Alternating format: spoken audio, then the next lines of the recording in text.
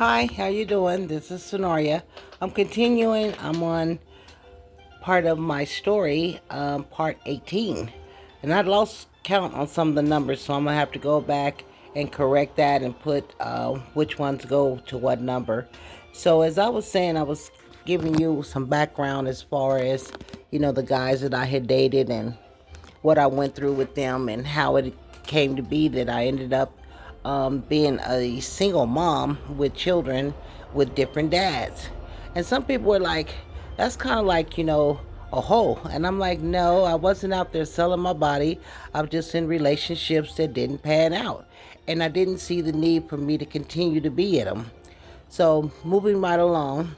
So again, my sister's husband thought I was a joke. So when I was released, it was on the weekend. It was on a Friday, and so I had to report to my parole office on that Monday. So my sister was like, "You can come down here." Now I'm not supposed to be out of town. I'm just gonna put that out there. That they didn't know, but I had left town, and I had flew down to Dallas. And I was in Denver. And I flew to Dallas, and so they were having. My sister was having a party, and she actually, her husband was African, so they were having some African stuff going on down there, and I met him, and he was surprised, and he was like, "Oh, you're a Florida sister." I didn't really want to say her name, but anyway, yes, I am, and apparently you're Richard, her husband, and yeah, I told you I'll come and holler at you. So what's going on? Like, what's up? You know, like I told you, don't put your hands on my sister. I don't care about whatever else your personal business is with her. Well, she is my wife, and I can do whatever I like, and it's between her and I. It's our business. I said, no, that's my blood. That's my sister. That is my business. That makes it my business. And as long as you guys are doing okay, I'll stay out of it. But when it comes down to you physically putting your hands on her, my dad never even spanked her. You're not going to put your hands on her, and that's just the way it is going to be. So my sister tried to diffuse the situation. I said, long as he understands, I'm okay. But he needs to understand that's what is not going to be tolerated. We're not going for that. Wherever you got that from, you take that back where you got it from with the women you dealt with. But with this one, you won't be doing none of that. So we got past all that. So while I was there on the weekend, I ended up meeting her roommate. And oh my God, so he was very quiet. He wasn't really doing the talking, and they both were in college. So anyway, long story short, like a night or two before I got ready to leave, me and him hooked up. I was fast and being released. I hadn't had none in a long time. And honey, oh, it was so good. So anyway, I after we're done, I had a feeling that I was pregnant. I just had this, like, this is not my first time, so I'm like, oh, I kind of feel pregnant. And he was like, huh? I said, I think that you just got me pregnant, but I wasn't sure. So I told him I let him know.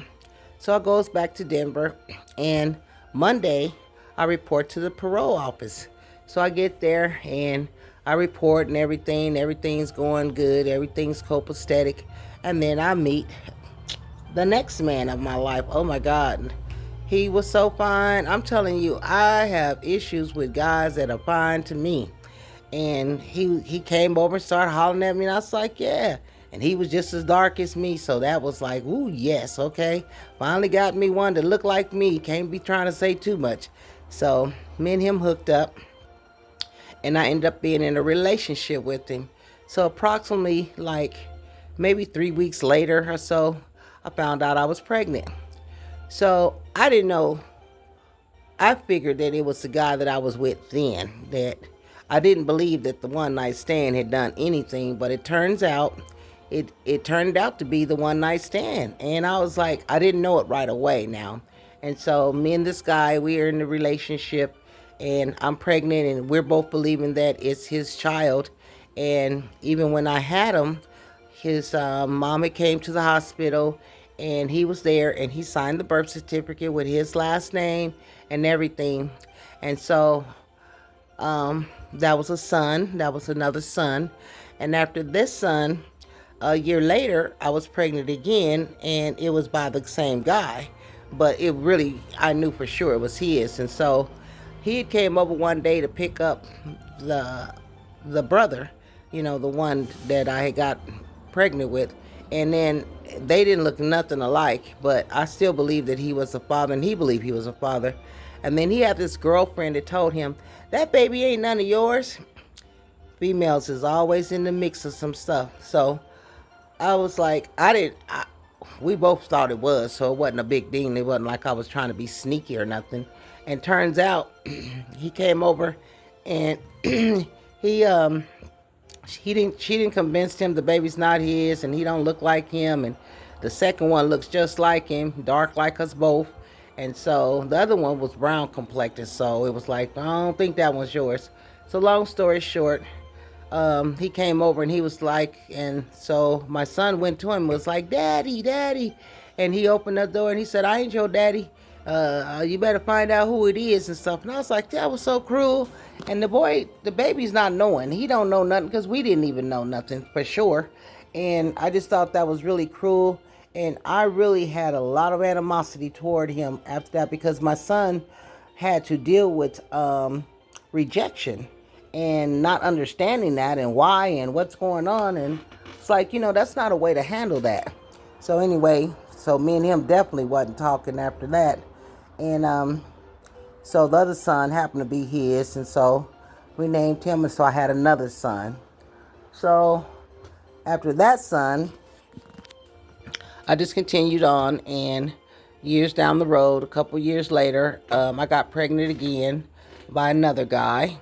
And I ended up, this is the guy who I ended up getting pregnant by him as well, but he's the guy that I married. So I had 5 children when this man decided to marry me. So for women who think that there's nobody out there and you got these kids and nobody's going to want to father them, I can assure you they are out there and they're okay.